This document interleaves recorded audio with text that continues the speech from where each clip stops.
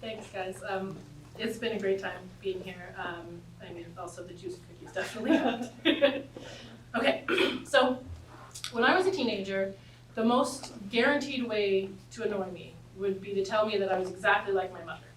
So of course my family did it all the time. It was always, oh, you look just like your mom, or you sound just like your mom, and it got in every single one of my angsty teenage nerves. So when I got to high school, I was adamant about finding like my one true identity, the thing that was going to set me apart and prove for once and for all that I was, my own person and not just a replica of my mom. So I hung out with different people, of course. I hung out with the theater kids for a little while. I spent some time with the metalheads and the punks, and I was dyeing my hair, which I'm sure my mom wishes that I grew out, but I haven't. But then in 11th grade biology, I remember I was sitting in class, and finally it sort of hit. I knew what I was going to be. I knew who I was. I was a neuroscientist. I mean, when my teacher said that there were more connections between the cells in the human brain than there were stars in the universe, I mean, how does one leave that without wanting to know more? So now I'm in the final years of my PhD, and I've learned a lot.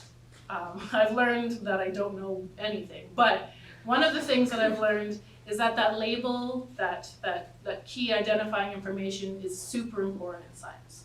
So I work with post-mortem human brain tissue, so that's a very interesting but a very precious resource. So when somebody donates their brain, there's a very strict protocol that goes in place so we can use it the best way we can. So when a brain comes in, we take all the identifying information about names and addresses and things and keep that separate, and we give that sample a unique number, a unique label with letters or numbers or something that we can use to separate it and make it anonymous.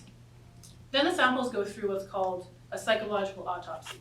So clinicians and psychologists comb through the person's medical records. They spend hours interviewing their friends and their family, trying to get as much information about that person as possible so that we can do our jobs as well as we can.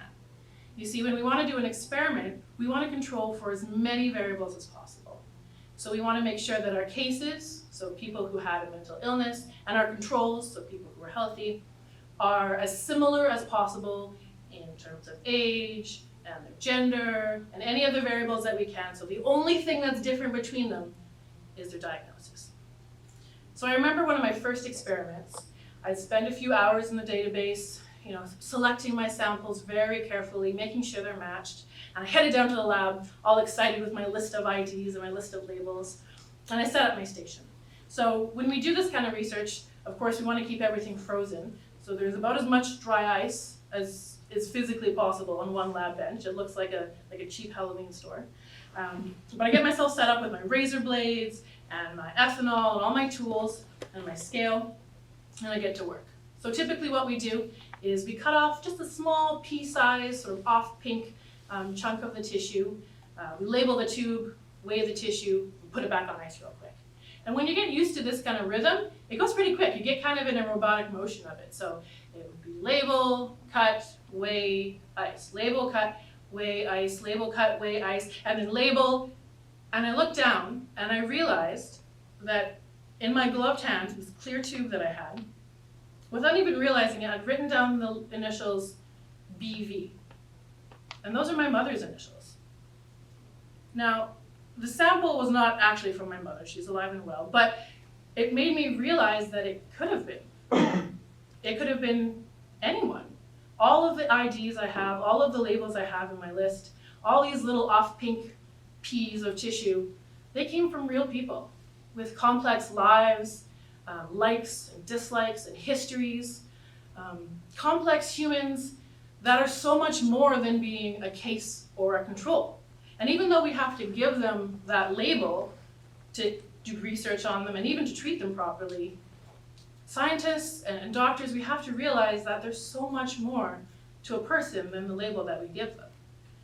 So in the end, I am a neuroscientist, but I'm also a sister, I'm an auntie, I'm a friend, I'm a daughter, I'm a mental health researcher, but I'm also a mental health sufferer. And at the end of the day, I'm not exactly like my mother, but it is pretty damn close. Thank you.